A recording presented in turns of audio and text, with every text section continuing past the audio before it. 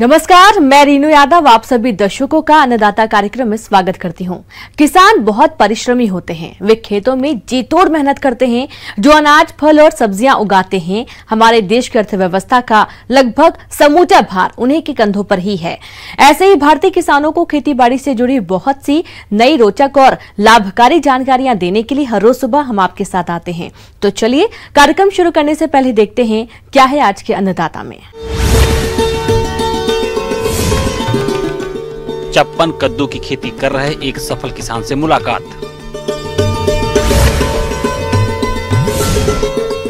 मरुधरा में बढ़ता bird flu का कहर, कैसे पाएं निजात। सब्जियों में चप्पन कद्दू कम समय में अच्छी आय देने वाली फसल है। बस जरूरी है कि इसकी खेती वैज्ञानिक तकनीक से की जाए। और आज हम आपको ऐसे ही प्रगतिशील किसान गांव अड़तपुरा, जिला जयपुर के बाबूलाल यादव से मिलवाने जा रहे हैं, जो कि उन्नत तकनीकियों को अपनाकर चप्पन कद्दू की खेती करके अच्छी आमदनी कमा रहे हैं।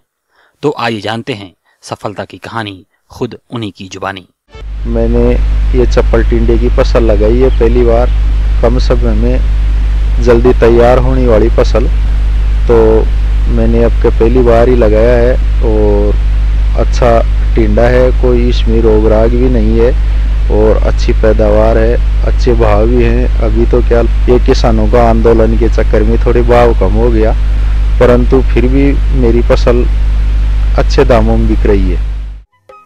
किसान भाइयों, इन्होंने चप्पन कद्दू की खेती 1 बीघा जमीन में पहली बार की और ये किसान इस फसल की सफल खेती करके अच्छी आय कमा रहे हैं। चप्पन कद्दू की सफल खेती करने के लिए इन्होंने विभिन्न कृषि कार्यों को समय समय पर किया। चप्पन कद्दू की खेती इन्होंने बेड बनाकर, ड्रिप और मल्चिंग लगाकर की, जिससे खरपतवारों की समस्या तो कम हुई ही, इसके साथ ही कम पानी में अच्छी पैदावार भी मिल रही है। इसमें पिलाऊ कटाए, फिर अच्छी तरह बाजोत करके इसमें गोबर की खाद डाली, गोबर की खाद डाल के मुर्गी की खाद डाली, फिर इसकी बाजोत की, इसमें एक बार रोटावेटर भी चलवाया, फिर इसमें बेड बनाए, बेड बना के इसमें ड्रिप लगाई, ड्रिप लगा के इसमें पन्नी लगाई, पन्नी लगा के फिर बीज लगाया और बीज लगाने के बाद में इसमें और भी उर्वरक जैसे डीएपी हुआ, पोटास हुआ, फोरेट हुई, ये सब चीज़ें डाल के अच्छी तरह खेत तैयार करके लगाया है मैंने। ये मल्च लगाने से पानी की भी बचत होती है, खरपतवार भी नहीं होता है और फसल भी सर्दी में भी ये मल्च काम करती है। और मैंने ये खेत की चौतरफ है ना, जो ये नेट लगा रखा है, इससे जैसे हवा चलती है तेज ठंड के टाइम में, तो इससे पाले से भी बचाव होता है, आवारा पशुओं से भी बचाव होता है, इससे काफ़ी फायदा है। फिर बीज लगा के मैंने पानी चलाया, पानी पहली बार तो 10-15 रोज से चलाया, फिर जैसे फसल 10-15 रोज की हो गई तो 15 रोज बाद में जैसे फूल आने लग गए तो मैंने 3-4 रोज से पानी देना स्टार्ट किया और ये फसल करीबन 1.5 महीने के लगभग हो चुकी है और 15-20 रोज तुड़ाई चालू होते हुए हो गई है। और इसमें मैंने पहले फर्टिलाइज़र दिया है और भी कई खाद जैसे स्प्रे दवाई हर एक दिन छोड़ के एक दिन इसमें स्प्रे होता है, क्योंकि चप्पल टिंडे भी वायरस का रोग ज़्यादा आता है। तो स्प्रे से मेरी फसल में अभी तक कोई। किसान भाइयों, इन्होंने समय समय पर कीट नियंत्रण के उपाय अपनाए, जिससे इनकी चप्पन कद्दू की फसल में अधिक कीट और रोगों का प्रकोप नहीं हुआ और कीट रोगों का प्रकोप नहीं होने से रासायनिक दवाओं का खर्चा नहीं हुआ, कीट और रोगनाशी दवाओं का छिड़काव नहीं करना पड़ा और इनकी फसल काफी अच्छी चल रही है।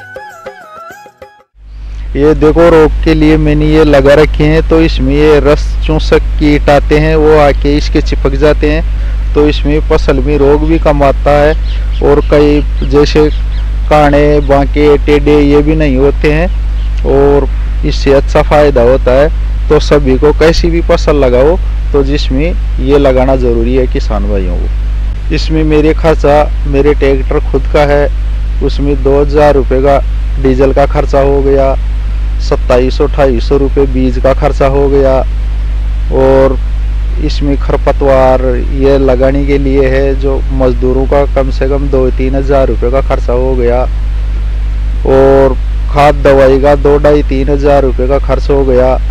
और पानी है तो पानी तो मेरे सोलर सिस्टम से चलता है, पानी का तो न तो बिल आता है न कोई और।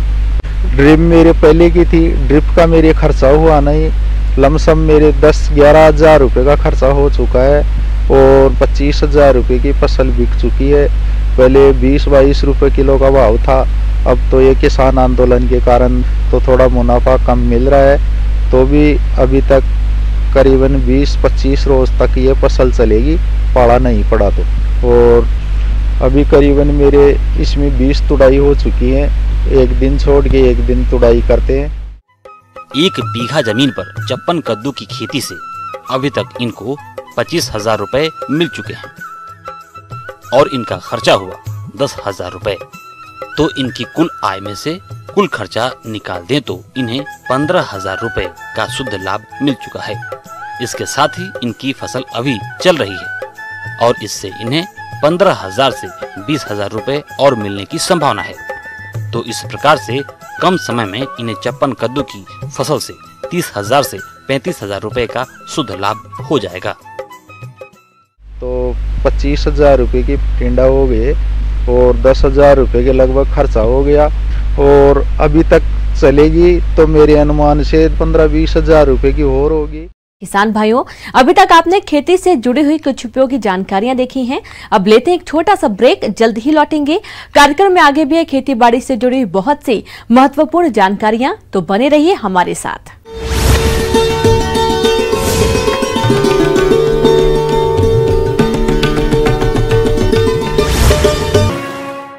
ब्रेक के बाद आप सभी दर्शकों का अन्नदाता में स्वागत है। चलिए अब रुख करते हैं अगली कड़ी की। कोरोना वायरस महामारी से अभी राहत मिली नहीं कि कोविड-19 के नए स्ट्रेन के मामले भी बढ़ रहे हैं। इसी बीच अब देश में तेजी से बर्ड फ्लू भी फैल रहा है। देश के राज्यों को अलर्ट कर दिया गया है कि मरुधरा में बर्ड फ्लू का खतरा बढ़ गया है। बर्ड फ्लू के कारण काफी तादाद में पक्षी मर रहे हैं। तो क्या है बर्ड फ्लू और कैसे इसे पहचानें, इन सब के बारे में देखिए हमारी ये खास रिपोर्ट। जहाँ तक बर्ड फ्लू है क्या, पहले हमारे किसान को ये जानना होगा कि बर्ड में एक वायरल 3 तरह का इन्फेक्शन होता है, एक वायरल, बैक्टीरियल और फंगल। तो वायरल जो है ये जो है इससे थोड़ा सा डरने की बात है, लेकिन उतना भी डरने की ज़रूरत नहीं है जितना अभी आप पेपर पत्रिका से आप जो है इसका परिचय ले रहे हैं। बर्ड फ्लू है क्या, बर्ड फ्लू में बर्ड्स में जो एक प्रकार का जो है बीमारी आता है जिसका पॉजिटिव एजेंट आपका वायरस है, और वो वायरस का नाम है H5N1। अगर यहाँ उसका आक्रांत होता है तो उसका कुछ लक्षण इस प्रकार से है कि उसके हेड रीजन में स्वेलिंग आ जाएगा, कलंगी में जो है रेडनेस आएगा, वहाँ से हल्का हल्का ब्लड का, और उसके नोस्ट्रिल से एक ब्लड टिंच जो है नेजल डिस्चार्ज होगा, क्लोका से मैंने पखाना द्वार से, मल द्वार से आपका रेडिस टिंच जो है फीकल मटेरियल निकलेगा, और लोअर पार्ट ऑफ लेग्स से जो है आपका ब्लड का वूजिंग होगा, फटेगा। तो ये सारा लक्षण मिलने के बाद ही आप जो है किसी प्रकार से भयभीत होइएगा, अन्यथा भयभीत होने की जरूरत नहीं है। फ्लू, इन्फ्लुएंजा कई प्रकार के होते हैं। इन्हीं में से एक है बर्ड फ्लू। यह एक ऐसा खतरनाक और जहरीला रोग है जिसके वायरस पक्षियों के माध्यम से इंसान में फैलते हैं। बर्ड फ्लू की पहचान H5N1 से होती है। यह वायरस काफी खतरनाक होते हैं। इन्फेक्टेड पक्षी की लार नाक के स्राव या बीट के संपर्क में आने पर इस वायरस के इंसानों में फैलने की आशंका रहती है। अगर कोई शख्स इन्फेक्टेड पक्षी का कच्चा मीट खाता है तो भी उसे बीमारी हो सकती है। बर्ड फ्लू से बचने के लिए कुछ सावधानियों को अपनाएं, जैसे जिस स्थान पर पक्षियों में बर्ड फ्लू के होने की पुष्टि हो गई हो वहां पर पक्षियों का मांस खाना अवॉइड करें। मुर्गीशाला की साफ सफाई पर विशेष ध्यान दें। खासकर जल भराव वाले क्षेत्रों में इसका खास ख्याल रखें। पक्षियों को ताजा एवं स्वच्छ जल पीने को दें। रोग के लक्षण दिखाई देने पर तुरंत पशु चिकित्सक को सूचित करें। कुछ लेक वगैरह, झील वगैरह है, वहाँ पर साइबेरियन बर्ड्स आती है। ये बीमारी मेनली हमारे यहाँ जो है साइबेरियन बर्ड्स के द्वारा ही आता है। और साइबेरियन बर्ड्स में मेनली डक, और जो है किसान को थोड़ा सा भयभीत नहीं होना है, इस पर सचेत रहना। सुरक्षात्मक उपायों में कई बातें हैं जिन्हें अमल में लाने की जरूरत होती है। सबसे पहले तो ये कि आप मिश्रित पक्षी पालन न करें। इस कथन से मेरा अभिप्राय ये है कि आप एक ही साथ मुर्गी, तीतर, बत्तख और बटेर पालन न करें। दूसरी प्रमुख बात तो ये है कि आप साफ सफाई पर शक्तिपूर्वक अमल करें, जिसके अंतर्गत किसी अपरिचित व्यक्ति को अपने फार्म में प्रवेश निषेध रखें। आप खुद भी प्रवेश करने से पहले व बाद में अपने हाथ पांव को ऐसी दवा से धो लें जिससे आप रोगाणु विहीन हो जाएं। आप अपने फार्म के इर्द गिर्द और अंदर बाहर लाल दवा का छिड़काव करें। कपड़े और अवशिष्ट पदार्थों को जलाकर नष्ट कर दें। खाने पीने के बर्तन तथा सामग्री इत्यादि को हमेशा धोकर रखें। अपने मुर्गी फार्म के अंदर नमी आने न दें। नमी होने पर तुरंत ही चूने का छिड़काव करें। अगर कहीं कुछ होता है तो आप नज़दीक के हॉस्पिटल में जो पशु चिकित्सक हैं उनको इन्फॉर्म कीजिए, वो हमारे जिला को इन्फॉर्म करेंगे और वहाँ से जो है जिला से then and there rapid action force हम लोग का तैयार है, वो वहाँ के लिए कुछ करेगा और आपका निदान जो है यथासंभव हो जाएगा। बहुत कुछ ऐसे डरने की जरूरत नहीं है। किसान भाइयों, किन्नों के फलों की तुड़ाई चल रही है और ऐसे में किसान किन्नों के फलों की सही तरीके से तुड़ाई करके मंडी में बेचते हैं तो उनको फलों का अच्छा बाजार भाव मिलता है। इसके अलावा फलों की तुड़ाई के बाद अगली फलत लेने के लिए बागों में कुछ जरूरी कार्यों को करना पड़ता है। तो आप किस प्रकार से करें इन सभी कार्यों को, आइए जानते हैं कृषि अधिकारी डॉक्टर संजीव भादु से। अभी जो किसानों को अपने पिकिंग का टाइम चल रहा है तो जनवरी लास्ट तक या फरवरी 10 तक अपनी पिकिंग करवा लेनी चाहिए। किन्नों की पिकिंग है वो करवा लेनी चाहिए, क्योंकि इसके बाद में जो इसका है फ्लोरिंग का टाइम स्टार्ट हो जाता है, पुनः फ्लोरिंग का टाइम स्टार्ट हो जाता है। अगर किसान भाई इस टाइम जो है तुड़वाई नहीं करवाते हैं, हार्वेस्टिंग नहीं करवाते हैं, तो जो नेक्स्ट ईयर की क्रॉप है वो प्रभावित होती है। प्रदेश के बहुत से किन्नू बागवान बाग से फलों की तुड़ाई कर ली है और कुछ बागवान भाई अभी फलों की तुड़ाई करेंगे। किन्नू के बाग से आने वाले समय में और अधिक फलोत्पादन मिले, इसके लिए बाग में इस समय कुछ कार्यों को करना बेहद जरूरी है। सबसे पहले बात करते हैं खरपतवार नियंत्रण की, जो पौधों से खाद पानी लेने में प्रतिस्पर्धा करते हैं, साथ ही साथ कीट रोगों को आश्रय भी देते हैं। इसलिए बाग में निराई गुड़ाई करके खरपतवारों को निकाल देना चाहिए और पौधे के चारों ओर थाला बनाना चाहिए। इसके अलावा पौधे के अवांछित शाखाओं की कटाई छटाई करके समय समय पर निकालते रहना चाहिए। इसके अलावा पिकिंग के बाद में जो किसानों को चाहिए वो इसका जो वाटर सूट वगैरह है वो कटवा लेने चाहिए टाइम से। जो ऑफ सूट है, जो वाटर सूट है, वो कटवा के और अलग कर देने चाहिए सारे पौधों में से। किन्नू के बाग से अधिक फलोत्पादन लेने में सिंचाई प्रमुख पहलू है। इसकी कमी और अधिकता से फल कम लगते हैं या फिर गिर जाते हैं, तो किन्नू के बाग में आवश्यकता अनुसार समय समय पर सिंचाई करते रहना चाहिए। बाग में सिंचाई ड्रिप के माध्यम से करने पर पानी की 40 से 60% बचत होने के साथ ही अच्छी गुणवत्ता की फसल भी मिलती है। किसान भाइयों, किन्नू के पौधे की अच्छी बढ़वार के लिए पोषक तत्वों का महत्वपूर्ण योगदान होता है। ऐसे में खाद उर्वरक पौधे की आयु और मिट्टी जांच के अनुसार संतुलित मात्रा में डालनी चाहिए। किन्नू के बाग में सामान्यतः सड़ी कंपोस्ट खाद 10 kilogram, urea 200 gram, single super phosphate 300 gram, muriate of potash 150 ग्राम प्रति पौधा डालना चाहिए। वाटर सूट कटवाने के बाद में जो रेगुलर खाद का शेड्यूल दिया हुआ है हमारे, वो शेड्यूल के हिसाब से खाद डालनी चाहिए और पौधों के जो बोर्डो पेस्ट है वो सभी पौधों पे लगा देना चाहिए, जिससे क्या है कि फंगल डिजीज है उससे जो है प्लांट वो प्रभावित नहीं होता है, वो बचा रहता है। Thank you.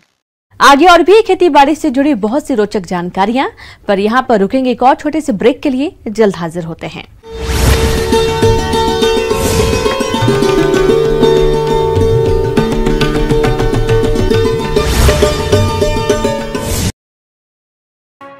ब्रेक के बाद एक बार फिर से आप सभी दर्शकों का अन्नदाता कार्यक्रम में स्वागत है। बढ़ते हैं अगली प्रस्तुति की ओर। मौसम के अनुसार प्रबंधनों पर टिकी आपकी खेती बाड़ी, और इसलिए मौसम पूर्वानुमान और उस पर आधारित साप्ताहिक कृषि सलाह इस प्रकार है।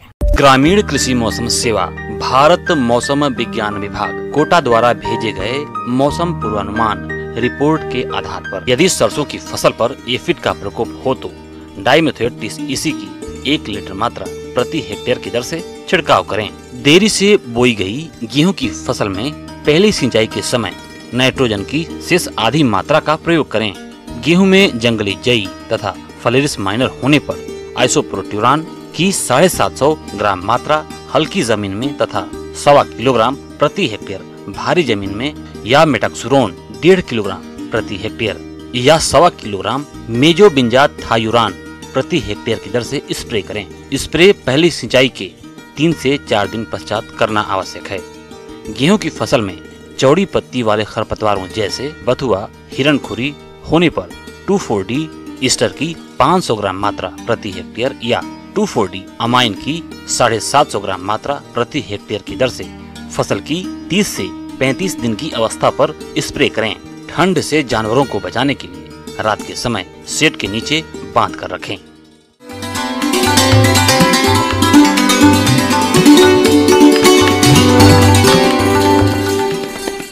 अन्नदाता हेल्पलाइन निःशुल्क फोन संपर्क सेवा के माध्यम से आपके द्वारा पूछे गए प्रश्नों में से 1 या 2 महत्वपूर्ण प्रश्न को हम अपने कार्यक्रम में शामिल करते हैं, और इसी के तहत आज का चयनित प्रश्न और उसका जवाब इस प्रकार है। आज की अन्नदाता हेल्पलाइन में हमने जिस प्रश्न को शामिल किया है उसे पूछा है गांव गौरऊ, जिला नागौर के भूराराम चौधरी ने। अभी राज्य में सर्दी अधिक पड़ रही है। आप फसलों को पाले से बचाने के उपायों पर जानकारी चाहते हैं, तो इसके लिए देखिए कार्यक्रम का यह अंश। इस समय जैसा कि शीतलहर चल रही है, मावट हो चुकी है। शीत ऋतु में जब वायुमंडल का औसत तापमान 0 डिग्री सेल्सियस से कम हो जाता है या आम भाषा में न्यूनतम तापमान के 4 डिग्री सेंटीग्रेड से कम हो, तब फसल के पौधों की कोशिकाओं में उपस्थित जल बर्फ में परिवर्तित हो जाता है तथा कोशिकाओं के आयतन में वृद्धि होने के कारण कोशिकाओं में उपस्थित जीव द्रव्य नष्ट हो जाता है, जिससे कोशिकाएं टूटकर मर जाती है तथा पौधे झुलसे हुए नजर आते हैं।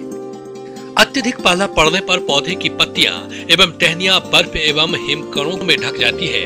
फसलों पर कम तापमान के इस प्रतिकूल प्रभाव को पाला कहते हैं। तो इस समय पाले के लिए सबसे पहले ध्यान रखना कि यह है कि किसान भाई को कि पाला किस स्थिति में पड़ता है। जब रात शाम के समय एकदम शांत वातावरण हो, कोई किसी तरह की हवा नहीं चल रही हो, तो उस दिन पाला पड़ने की संभावना बनती है। अगर हवा चल रही है तो निश्चित रूप से कितनी ठंड हो, पाला नहीं गिरेगा। इस समय रबी की फसलों में फूल आना एवं फलियां बनना शुरू होता है। पौधों में यह अवस्थाएं पाले के प्रति सबसे संवेदनशील होती है। शीतकाल में जब तापमान 0 डिग्री सेल्सियस से नीचे गिर जाता है तथा आकाश साफ होने के साथ हवा रुक जाती है, तो रात्रि को पाला पड़ने की संभावना पड़ती है। तो उस दिन किसान भाई क्या करे, उत्तर और उत्तर पश्चिम के डोले के ऊपर किसान भाई रात को 12 बजे अगर धुआं कर दे तो आपके खेत के ऊपर धुआं की एक परत बन जाएगी, जिससे वहाँ तापक्रम बढ़ा हुआ रहेगा। तापक्रम नीचे नहीं जाएगा, तापक्रम नीचे नहीं जाएगा तो आपके खेत में पाला नहीं गिरेगा। दूसरी चीज़ ये कर सकते हैं कि हम सरसों की फसल में सल्फर का बहुत अधिक महत्वपूर्ण योगदान है तेल के बनाने में। तो सल्फर का अगर हम स्प्रे कर दें तो तेल तो अधिक मात्रा में बनेगा ही बनेगा, इसके साथ ही हमारी सरसों में सल्फर की वजह से पाले का जो प्रभाव है वो कम मात्रा में हो पाएगा। तीसरा, इसके साथ ही सल्फ्यूरिक एसिड, गंधक का अम्ल आता है, वो 0.5% के हिसाब से अगर हम स्प्रे करें तो स्प्रे करने के 15 दिन तक पेड़ के अंदर गर्मी बनी रहती है, जिससे कि आपको पाले का प्रभाव नहीं हो पाता। इसके साथ ही हम अगर पाले की संभावना हो उस समय सिंचाई करें तो भी हमारी फसल पाले से बच सकती है। इसका कारण है कि जब सरसों के पेड़ पर या पत्तों पर पानी रहता है तो वो पानी बाहर का ही जमता है, अंदर की कोशिका की सेल है वो एकदम सुरक्षित रह जाती है। इसलिए उन दिनों में पानी देने से भी आपके सरसों को फसल को पाले से बचाया जा सकता है। धन्यवाद। आइए अब एक नजर डालते हैं राज्य के कुछ चुने हुए मंडियों के प्रमुख फसलों के बाजार भाव पर।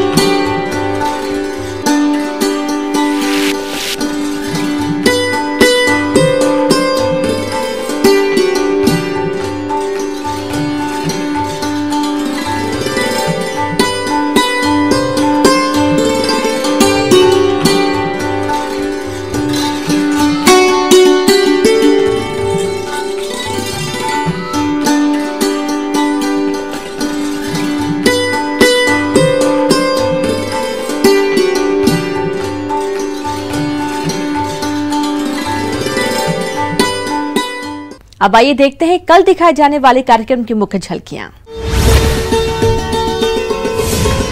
कद्दू वर्गीय सब्जियों की अगेती फसल लेने के लिए करें उन्नत तकनीक से पौध तैयार।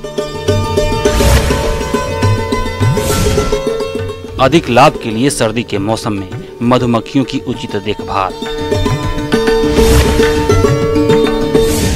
किसान भाइयों, अन्नदाता आपकी सेवा के लिए संकल्परत है।